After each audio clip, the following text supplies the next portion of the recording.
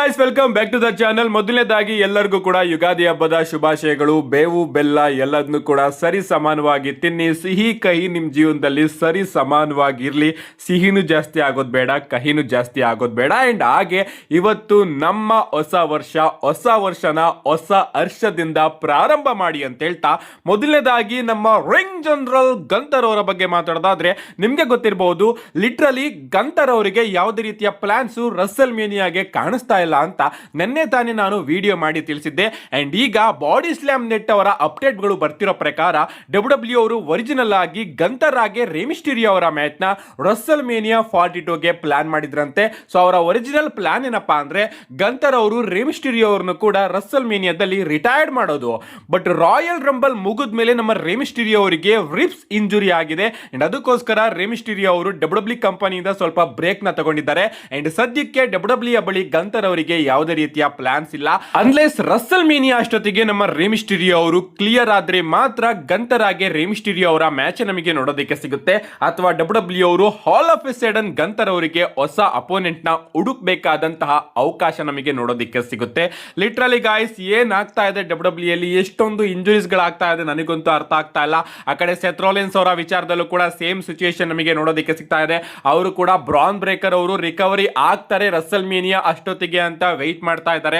And ಈಗ Gunther ಅವರು ಕೂಡ ರೆಮಿಸ್ಟೀರಿಯೋ ಅವರು ರಸಲ್ ಮೇನಿಯಾ ಅಷ್ಟೊತ್ತಿಗೆ ರಿಕವರಿ ಆಗ್ತಾರೆ ಅಂತ ವೆಯ್ಟ್ ಮಾಡಬೇಕಾದಂತಹ ಸಿಚುಯೇಷನ್ ಬಂದಿದೆ. ನೆಕ್ಸ್ಟ್ ಅಪ್ಡೇಟ್ ಕಡೆ ಬರೋದಾದ್ರೆ, ಇದ್ದಿರ್ತಕ್ಕಂಥದ್ದು ನಮ್ಮ ಒಬಾಫೆಮಿಯಾಗೆ ಬ್ರಾಕ್ ಲೆಸ್ನರ್ ಅವರ ಬಗ್ಗೆ. ನಿಮಗೆ ಗೊತ್ತಿರಬಹುದು ಮಂಡೇ ನೈಟ್ ರಾ ಅಲ್ಲಿ ನಮಗೆ ಒಬಾಫೆಮಿಯಾಗೆ ಬ್ರಾಕ್ ಲೆಸ್ನರ್ ಅವರ ನಡುವೆ ಫೇಸ್ ಆಫ್ ನೋಡೋದಕ್ಕೆ ಸಿಗುತ್ತೆ. ಅಂಡ್ ಆ ಒಂದು ಫೇಸ್ ಆಫ್ ಅಲ್ಲಿ ನಮ್ಮ ಒಬಾಫೆಮಿ ಅವರು ಬ್ರಾಕ್ ಲೆಸ್ನರ್ ಅವರನ್ನ ಬ್ರೂಟಲ್ ಆಗಿ ವಿಕ್ಟಮೈಸ್ ಮಾಡ್ತಾರೆ. ಅಷ್ಟೇ ಅಲ್ಲ, ರಸಲ್ ಮೇನಿಯಾಗೆ ಚಾಲೆಂಜ್ ಕೂಡ ಮಾಡಿದ್ದಾರೆ ಅಂತಾನೆ ಹೇಳ್ಬೇಕು. ಸಾರಿ ಚಾಲೆಂಜ್ ನ ಅಕ್ಸೆಪ್ಟ್ ಮಾಡ್ಕೊಂಡಿದ್ದಾರೆ ಅಂತಾನೆ ಹೇಳ್ಬೇಕು. ಅಂಡ್ ಈಗ ಆ ಒಂದು ಸೆಗ್ಮೆಂಟ್ ಇದೆಯಲ್ಲ, ಆ ಒಂದು ಸೆಗ್ಮೆಂಟ್ ಕೇವಲ 12 ಗಂಟೆಗಳಲ್ಲಿ ಡಬ್ಲ್ಯೂ ಎಲ್ಲಾ ಸೋಷಿಯಲ್ ಮೀಡಿಯಾ ಪ್ಲಾಟ್ಫಾರ್ಮ್ ಗಳಿಂದನೂ ಕೂಡ 61 ಮಿಲಿಯನ್ ವ್ಯೂಸ್ ನ ಕ್ರಾಸ್ ಮಾಡಿದೆ ಅಂತಾನೆ ಹೇಳ್ಬೇಕು. ಲಿಟ್ರಲಿ ಇದರಿಂದ ಒಬಾಫೆಮಿ ಅವ್ರಿಗಂತೂ ಸಿಕ್ಕಾಪಟ್ಟೆ ಹೆಲ್ಪ್ ಆಗಿದೆ. ಅಷ್ಟೇ ಅಲ್ಲ, ನಮ್ಮ ಒಬಾಫೆಮಿ ಅವ್ರನ್ನ ನೋಡಿ ಯಾಕೋ ನಮ್ಮ ಬ್ರಾನ್ ಸ್ಟ್ರೋಮನ್ ಅವರು ಸಿಕ್ಕಾಪಟ್ಟೆ ಉರ್ಕೊಂಡಿರೋ ರೀತಿ ಅನ್ನಿಸ್ತಾ ಇದ್ದಾರೆ. ಯಾಕಂದ್ರೆ ಮಂಡೇ ನೈಟ್ ರಾ ಮುಗಿದ್ಮೇಲೆ ನಮ್ಮ ಬ್ರಾನ್ ಸ್ಟ್ರೋಮನ್ ಅವರ ಕಡೆಯಿಂದ ಒಂದು ಟ್ವೀಟ್ ನಮಗೆ ನೋಡೋದಕ್ಕೆ ಸಿಗುತ್ತೆ. ಅವರು ಬ್ರಾಕ್ ಲೆಸ್ನರ್ ಅವರಿಗೆ ಚೋಕ್ ಸ್ಲಾಮ್ ನ ಆಗ್ತಾ ಇರ್ತಾರಲ್ಲ, ಆ ಒಂದು ಫೋಟೋನ ಪೋಸ್ಟ್ ಮಾಡಿ ಬ್ರಾಕ್ ಲೆಸ್ನರ್ ಅವ್ರನ್ನ ನಾನು ಒಬ್ನೇ ಈ ರೀತಿ ಟ್ರೀಟ್ ಮಾಡೋದು ಅಂತ ಪೋಸ್ಟ್ ನ ಮಾಡ್ತಾರೆ. ಅಂಡ್ ಅದ್ರ ಕೆಳಗಡೆ ಫ್ಯಾನ್ಸ್ ಗಳು ಕಮೆಂಟ್ ಮಾಡಿದಾಗ, ಒಬಾಫೆಮಿ ಅವ್ರನ್ನ ನಾನು ಗೋಲ್ಡ್ಬರ್ಗ್ ಗಿಂತನೂ ಕೂಡ ಸ್ಪೀಡ್ ಆಗಿ ಸ್ಕ್ವಾಶ್ ಮಾಡಾಕ್ತೀನಿ ನನ್ನ ಕೈಗೆ ಏನಾದ್ರು ಸಿಕ್ಕಿದ್ರೆ ಅಂತ ನಮ್ಮ ಬ್ರಾನ್ ಸ್ಟ್ರೋಮನ್ ಅವರು ಟ್ವೀಟ್ ನ ಮಾಡ್ತಾ ಇದ್ದಾರೆ. ಅಫ್ಕೋರ್ಸ್ ಲೈಮ್ ಲೈಟ್ ಅಲ್ಲಿ ಇರೋದಕ್ಕೆ ಅವರು ಈ ತರ ಟ್ವೀಟ್ ನ ಮಾಡ್ತಾ ಇದ್ದಾರೆ. ಬಟ್ ಯಾಕೋ ಆ ಒಂದು ಜಾಗದಲ್ಲಿ ನಾನ್ ಇರ್ಬೇಕಾಗಿತ್ತು ಅಂತ ನಮ್ಮ ಬ್ರಾನ್ ಸ್ಟ್ರೋಮನ್ ಅವರು ಸಿಕ್ಕಾಪಟ್ಟೆ ಹೊಟ್ಟೆ ಕಿಚ್ಚಲ್ಲಿ ಈ ಒಂದು ಟ್ವೀಟ್ ನ ಮಾಡ್ತಿದ್ದಾರೆ ಅಂತ ಅನ್ನಿಸ್ತಾ ಇದೆ. ನೆಕ್ಸ್ಟ್ ಅಪ್ಡೇಟ್ ಕಡೆ ಬರೋದಾದ್ರೆ, ಇದ್ದಿರ್ತಕ್ಕಂಥದ್ದು ನೈಟ್ ಆಫ್ ಚಾಂಪಿಯನ್ಸ್ ಬಗ್ಗೆ. ನಿಮಗೆ ಗೊತ್ತಿರಬಹುದು ಜೂನ್ 27ನೇ ತಾರೀಕು ಡಬ್ಲ್ಯೂ ಅವರು ನೈಟ್ ಆಫ್ ಚಾಂಪಿಯನ್ಸ್ ನ ಸೌದಿ ಅರೇಬಿಯಾದಲ್ಲಿ ಮಾಡ್ತಾರೆ ಅಂತ ಅಪ್ಡೇಟ್ ಬಂದಿತ್ತು. ನಾನು ಕೂಡ ವಿಡಿಯೋ ಮಾಡಿ ತಿಳಿಸಿದ್ದೆ.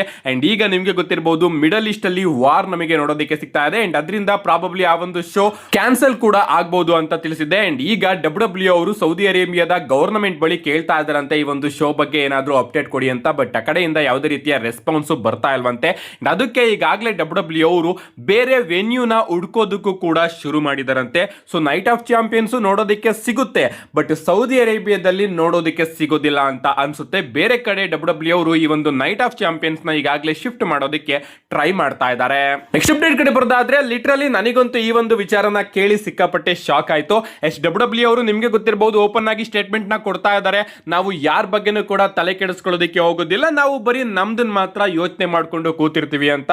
ಬಟ್ ರೀಸೆಂಟ್ ಆಗಿ ರೆಸಲ್ ವುಡ್ಸ್ ಅವರ ಅಪ್ಡೇಟ್ ಪ್ರಕಾರ ಡಬ್ಲ್ಯೂ ಅವರು ಸ್ವಲ್ಪ ಜನನ್ನ ಹೈರ್ ಮಾಡ್ಕೊಂಡಿದ್ದಾರಂತೆ AEW ಕಂಪನಿನ ಮಾನಿಟರ್ ಮಾಡೋದಕ್ಕೆ. ಅಂದ್ರೆ AEW ಕಂಪನಿಯಲ್ಲಿ ಏನಾಗ್ತಾ ಇದೆ, ಅವರ ಶೋಗಳು ಯಾವ ರೀತಿ ಬರ್ತಾ ಇದೆ, ಫ್ಯಾನ್ಸ್ ಗಳು ಅವರ ಶೋಗೆ ಯಾವ ರೀತಿ ರಿಯಾಕ್ಟ್ ಮಾಡ್ತಾ ಇದ್ದಾರೆ ಅಂತ ಆ ಒಂದು ಶೋನೇ ನೋಡೋದಕ್ಕೆ ಡಬ್ಲ್ಯೂ ಅವರು ಕೆಲವೊಂದಷ್ಟು ಜನನ್ನ ಹೈರ್ ಮಾಡ್ಕೊಂಡು ಕೆಲ್ಸಕ್ಕೆ ಇಟ್ಕೊಂಡಿದ್ದಾರಂತೆ. ಈ ಒಂದು ವಿಚಾರ ನನಗಂತೂ ಸಿಕ್ಕಾಪಟ್ಟೆ ಶಾಕ್ ಆಯ್ತು. ಸೊ ತನ್ನ ಕಾಂಪಿಟೇಟರ್ ಮೇಲೂ ಕೂಡ ಡಬ್ಲ್ಯೂ ಅವರು ಒಂದು ಕಣ್ಣಿಟ್ಟಿದ್ದಾರೆ, ಅವರು ಅಲ್ಲಿ ಯಾವ ರೀತಿ ಕೆಲಸನ ಮಾಡ್ತಾ ಇದ್ದಾರೆ ಅಂತ. ಅಫ್ಕೋರ್ಸ್ AEW ಕಂಪನಿಯವರು ಕೂಡ ಡಬ್ಲ್ಯೂ ಬಗ್ಗೆ ಸಿಕ್ಕಾಪಟ್ಟೆ ಕಣ್ಣಿಟ್ಟು ಇವರು ಕೂಡ ಅದೇ ಕೆಲಸನ ಮಾಡ್ತಾ ಇರ್ತಾರೆ. ಅಂಡ್ ಈಗ ಡಬ್ಲ್ಯೂ ಅವರು ಕೂಡ AEW ಕಂಪನಿನ ಮಾನಿಟರ್ ಮಾಡೋದಕ್ಕೆ ಸ್ವಲ್ಪ ಜನನ ಕೆಲಸಕ್ಕೆ ಇಟ್ಕೊಂಡಿದ್ದಾರೆ. ನೆಕ್ಸ್ಟ್ ಅಪ್ಡೇಟ್ ಕಡೆ ಬರೋದಾದ್ರೆ, ಇದ್ದಿರ್ತಕ್ಕಂಥದ್ದು ನಮ್ಮ ಜಿಯೋವಾನ್ ಇವಾನ್ಸ್ ಅವರ ಬಗ್ಗೆ. ಡಬ್ಲ್ಯೂ ಅವರು ಜಿಯೋವಾನ್ ಇವಾನ್ಸ್ ಅವರ ರಸಲ್ ಮೇನಿಯಾ ಪ್ಲಾನ್ಸ್ ಗಳನ್ನ ಈಗಾಗಲೇ ಡಿಸ್ಕಸ್ ಮಾಡ್ತಾ ಇದ್ದಾರಂತೆ. ಅಷ್ಟೇ ಅಲ್ಲ, ಅವರನ್ನ ಇಂಟರ್ಕಾಂಟಿನೆಂಟಲ್ ಚಾಂಪಿಯನ್ಶಿಪ್ ಮ್ಯಾಚ್ ಒಳಗಡೆ ಆಗ್ಬೇಕು ಅಂತ ಈಗಾಗಲೇ ಪ್ಲಾನ್ ಕೂಡ ಮಾಡ್ಕೊಂಡಿದ್ದಾರಂತೆ. ಸೊ ರಸಲ್ ಮೇನಿಯಾದಲ್ಲಿ ಇಂಟರ್ಕಾಂಟಿನೆಂಟಲ್ ಚಾಂಪಿಯನ್ಶಿಪ್ ಗೆ ಒಂದು ಮಲ್ಟಿ ಪರ್ಸನ್ ಮ್ಯಾಚ್ ನ ಮಾಡೋಣ. ಅಂಡ್ ಆ ಒಂದು ಮ್ಯಾಚ್ ಒಳಗಡೆ ಜಿಯೋವ್ಯಾನ್ ಇವಾನ್ಸ್ ಅವ್ರನ್ನು ಕೂಡ ಹಾಕೋಣ ಅಂತ ಜಿಯೋವ್ಯಾನ್ ಇವಾನ್ಸ್ ಅವ್ರಿಗೂ ಕೂಡ ಒಂದು ರಸಲ್ ಮೇನಿಯಾ ಸ್ಪಾಟ್ ನ ಕೊಡೋಣ ಅಂತ ಡಬ್ಲ್ಯೂ ಅವರು ಈಗ ಪ್ಲಾನ್ ಮಾಡ್ಕೋತಾ ಇದ್ದಾರೆ.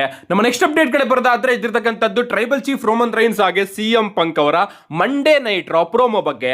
ಮಂಡೇ ನೈಟ್ ರಾ ಪ್ರೋಮೋದಲ್ಲಿ ನಾವು ತುಂಬಾನೇ ಇಂಟ್ರೆಸ್ಟಿಂಗ್ ವಿಚಾರನ ಎಕ್ಸ್ಪೆಕ್ಟ್ ಮಾಡಿದ್ವಿ. ಅದರಲ್ಲೂ ಕೂಡ ಸಿಎಂ ಪಂಕ್ ಅವರು ರೋಮನ್ ರೈನ್ಸ್ ಅವರ ತಂದೆ ಬಗ್ಗೆ ಮಾತಾಡಿದ್ರು. 100% ನಮ್ಮ ರೋಮನ್ ರೈನ್ಸ್ ಅವರು ಲ್ಯಾರಿ ಬಗ್ಗೆ ಮಾತಾಡ್ತಾರೆ, ಸಿಎಂ ಪಂಕ್ ಅವರ ವೈಫ್ ಬಗ್ಗೆ ಮಾತಾಡ್ತಾರೆ ಅಂತ ನಾನು ಕೂಡ ನಿಮಗೆ ತಿಳಿಸಿದ್ದೆ. ಬಟ್ ರೋಮನ್ ರೈನ್ಸ್ ಅವರು ಇಲ್ಲಿ ವಿಚಿತ್ರವಾಗಿ ಬಂದ್ರು ಅಂತಾನೆ ಹೇಳ್ಬೇಕು. ಅಂದ್ರೆ ಒಂದ್ ರೀತಿ ನಗಾಡ್ತಾ ಇದ್ರು. ಅದರಲ್ಲಿ ನಮ್ಮ ಸಿಎಂ ಪಂಕ್ ಅವರ ವೈಫ್ ನ ಮೆನ್ಷನ್ ಮಾಡಿದ್ರು ರೋಮನ್ ರೈನ್ಸ್ ಅವರು, ಬಟ್ ಲ್ಯಾರಿಯ ಮೆನ್ಷನ್ ನ ರೋಮನ್ ರೈನ್ಸ್ ಅವರು ಮಾಡಲಿಲ್ಲ. ಅಂಡ್ ಈಗ ಒರಿಜಿನಲ್ ಪ್ಲಾನ್ಸ್ ಏನಿತ್ತು ಗೊತ್ತಾ, ಲಾಸ್ಟ್ಗೆ ನಮ್ಮ ರೋಮನ್ ರೈನ್ಸ್ ಅವರು ಸಿಎಂ ಪಂಕ್ ಅವರಿಗೆ ನೀನು ತುಂಬಾನೇ ಓಲ್ಡ್ ಆಗಿದೆಯಾ ಅಂತ ಹೇಳಿದಾಗ ಸಿಎಂ ಪಂಕ್ ಅವರು ರೋಮನ್ ರೈನ್ಸ್ ಅವರ ಮೇಲೆ ಅಟ್ಯಾಕ್ ಮಾಡ್ತಾರಲ್ಲ, ಆ ಒಂದು ಓಲ್ಡ್ ಅನ್ನೋ ಒಂದು ವರ್ಡ್ ಜಾಗದಲ್ಲಿ ಲ್ಯಾರಿ ಬಗ್ಗೆ ಬ್ರೂಟಲ್ ಆಗಿ ಮೆನ್ಷನ್ ಮಾಡಬೇಕಾಗಿತ್ತಂತೆ ರೋಮನ್ ರೈನ್ಸ್ ಅವರು. ಬಟ್ ಯಾಕೋ ಗೊತ್ತಿಲ್ಲ, ಡಬ್ಲ್ಯೂ ಅವರು ಎಂಡಿಂಗ್ ಮೂಮೆಂಟ್ ಅಲ್ಲಿ ಪ್ಲಾನ್ಸ್ ಗಳನ್ನ ಕ್ಯಾನ್ಸಲ್ ಮಾಡ್ತಾರೆ. ಐ ಥಿಂಕ್ ನಮ್ಮ ಸಿಎಂ ಪಂಕ್ ಅವರೇ ಬೇಡ ಅಂತ ಹೇಳಿರ್ಬೇಕು. ಯಾಕಂದ್ರೆ ಲ್ಯಾರಿ ತೀರೋಗಿ ಸ್ವಲ್ಪ ತಿಂಗಳು ಮಾತ್ರ ಆಗಿದೆ ಅಂಡ್ ಸಿಎಂ ಪಂಕ್ ಅವರು ಆ ಒಂದು ದುಃಖದಿಂದ ಇನ್ನೂ ಕೂಡ ಹೊರಗಡೆ ಬಂದಿಲ್ಲ.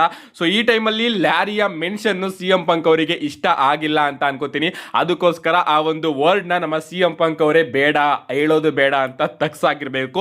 ಬಟ್ ಆದ್ರೂ ಕೂಡ ಲ್ಯಾರಿ ಬಗ್ಗೆ ಮೆನ್ಷನ್ ಆಗಿದ್ದಿದ್ರೆ ನಿಜವಾಗ್ಲೂ ಕೂಡ ಚೆನ್ನಾಗಿರೋದು. ಬಟ್ ಎಂಡಿಂಗ್ ಅಲ್ಲಿ ಪ್ಲಾನ್ಸ್ ನ ಚೇಂಜ್ ಮಾಡಿ ಸಿಎಂ ಪಂಕ್ ನೀನು ಮುತ್ಕ ಆಗಿದೆಯಾ ಅನ್ನೋ ಒಂದು ಜಾಗದಲ್ಲಿ ಲ್ಯಾರಿ ಬರಬೇಕಾಗಿತ್ತು. ಬಟ್ ಡಬ್ಲ್ಯೂ ಅವರು ಆ ಎಲ್ಲಾ ಪ್ಲಾನ್ಸ್ ಗಳನ್ನು ಕೂಡ ಚೇಂಜ್ ಮಾಡ್ತಾರೆ. ನನ್ನ ಪ್ರಕಾರ ಲ್ಯಾರಿ ನೇಮ್ ನ ಯೂಸ್ ಮಾಡಿದಿದ್ರೆ ಅಷ್ಟೊಂದು ದೊಡ್ಡ ಎಫೆಕ್ಟ್ ಅನ್ನು ಆಗ್ತಾ ಇರಲಿಲ್ಲ, ಬದಲಿಗೆ ಇನ್ನೂ ಕೂಡ ಇಂಟ್ರೆಸ್ಟಿಂಗ್ ಆಗೋದು ಆ ಒಂದು ಸೆಗ್ಮೆಂಟ್. ನೆಕ್ಸ್ಟ್ ಫೈನಲ್ ಅಪ್ಡೇಟ್ ಕಡೆ ಬರೋದಾದ್ರೆ ರಸಲ್ ಮೇನಿಯಾ 42 ನ ಬೆಟ್ಟಿಂಗ್ ಆಡ್ಸ್ ರಿಲೀಸ್ ಆಗಿದೆ ಅಂತಾನೆ ಹೇಳ್ಬೇಕು. ಡಬ್ಲ್ಯೂ ಅವರು ರಸಲ್ ಮೇನಿಯಾ 42 ಗೆ 4 ಡಬ್ಲ್ಯೂ ಚಾಂಪಿಯನ್ಶಿಪ್ ಮ್ಯಾಚಸ್ ಗಳನ್ನ ಅಫಿಷಿಯಲ್ ಆಗಿ ಕನ್ಫರ್ಮ್ ಮಾಡಿದ್ದಾರೆ. ಅಂಡ್ ಈ 4 ಮ್ಯಾಚ್ ನ ಬೆಟ್ಟಿಂಗ್ ಆಡ್ಸ್ ರಿಲೀಸ್ ಆಗಿದೆ. ಮೊದಲನೇದಾಗಿ ನಮಗೆ ರಿಯಾ ರಿಪ್ಲಿ ಹಾಗೆ ಜೇಡ್ ಕಾರ್ಗಿಲ್ ಅವರ ನಡುವೆ ಡಬ್ಲ್ಯೂ ವಿಮೆನ್ಸ್ ಚಾಂಪಿಯನ್ಶಿಪ್ ಗೆ ಒಂದು ಸಿಂಗಲ್ಸ್ ಮ್ಯಾಚ್ ನೋಡೋದಕ್ಕೆ ಸಿಗ್ತಾ ಇದೆ. ಅಂಡ್ ಈ ಒಂದು ಮ್ಯಾಚ್ ಅಲ್ಲಿ ಬೆಟ್ಟಿಂಗ್ ಆಡ್ಸ್ ಪ್ರಕಾರ ನಮ್ಮ ರಿಯಾ ರಿಪ್ಲಿ ಅವರು ವಿನ್ ಆಗ್ತಾರಂತೆ ಅಂಡ್ ಅವರು ಹೊಸ ಚಾಂಪಿಯನ್ ಆಗ್ತಾರಂತೆ. ಇದಾದ್ಮೇಲೆ ನಮಗೆ ಲಿವ್ ಮಾರ್ಗನ್ ಹಾಗೆ ಸ್ಟೆಫನಿ ವ್ಯಾಕೇರ್ ಅವರ ನಡುವೆ ವಿಮೆನ್ಸ್ ವರ್ಲ್ಡ್ ಚಾಂಪಿಯನ್ಶಿಪ್ ಕೂಡ ಒಂದು ಸಿಂಗಲ್ಸ್ ಮ್ಯಾಚ್ ನೋಡೋದಕ್ಕೆ ಸಿಗ್ತಾ ಇದೆ. ಅಂಡ್ ಈ ಒಂದು ಮ್ಯಾಚ್ ಅಲ್ಲೂ ಕೂಡ ನಮ್ಮ ಲಿವ್ ಮಾರ್ಗನ್ ಅವರು ವಿನ್ ಆಗ್ತಾರೆ ಅಂಡ್ ಅವರು ಹೊಸ ವರ್ಲ್ಡ್ ಹೆವಿವೇಟ್ ಚಾಂಪಿಯನ್ ಆಗ್ತಾರೆ ಅಂತ ಬೆಟ್ಟಿಂಗ್ ಆಡ್ಸ್ ಹೇಳ್ತಾ ಇದೆ. ಅಷ್ಟೇ ಅಲ್ಲ, ನಮ್ಮ ವೈಪರ್ ರ್ಯಾಂಡಿ ಆರ್ಟನ್ ಹಾಗೆ ಅಮೆರಿಕನ್ ನೈಟ್ ಮೇರ್ ಕೋಡಿ ರೋಡ್ಸ್ ಅವರ ನಡುವೆ ಕೂಡ ಡಬ್ಲ್ಯೂ ಅನ್ಡಿಸ್ಪ್ಯೂಟೆಡ್ ಚಾಂಪಿಯನ್ಶಿಪ್ ಗೆ ಒಂದು ಸಿಂಗಲ್ಸ್ ಮ್ಯಾಚ್ ನೋಡೋದಕ್ಕೆ ಸಿಗ್ತಾ ಇದೆ. ಅಂಡ್ ಈ ಒಂದು ಮ್ಯಾಚ್ ಅಲ್ಲೂ ಕೂಡ ನಮ್ಮ ರ್ಯಾಂಡಿ ಆರ್ಟನ್ ಅವರು ವಿನ್ ಆಗ್ತಾರೆ ಅಂಡ್ ಅವರು ಹೊಸ ಚಾಂಪಿಯನ್ ಆಗ್ತಾರೆ ಅಂತ ಬೆಟ್ಟಿಂಗ್ ಆಡ್ಸ್ ಹೇಳ್ತಾ ಇದ್ರೆ, ಫೈನಲ್ ಆಗಿ ರೋಮನ್ ರೈನ್ಸ್ ಹಾಗೆ ಸಿಎಂ ಪಂಕ್ ಅವರ ನಡುವೆ ವರ್ಲ್ಡ್ ಹೆವಿವೇಟ್ ಚಾಂಪಿಯನ್ಶಿಪ್ ಕೂಡ ಒಂದು ಸಿಂಗಲ್ಸ್ ಮ್ಯಾಚ್ ನೋಡೋದಕ್ಕೆ ಸಿಗ್ತಾ ಇದೆ. ಅಂಡ್ ಈ ಒಂದು ಮ್ಯಾಚ್ ಅಲ್ಲೂ ಕೂಡ ನಮ್ಮ ರೋಮನ್ ರೈನ್ಸ್ ಅವರು ವಿನ್ ಆಗ್ತಾರೆ ಅಂಡ್ ಅವರು ಹೊಸ ವರ್ಲ್ಡ್ ಹೆವಿವೇಟ್ ಚಾಂಪಿಯನ್ ಆಗ್ತಾರೆ ಅಂತ ಬೆಟ್ಟಿಂಗ್ ಆಡ್ಸ್ ಹೇಳ್ತಾ ಇದೆ.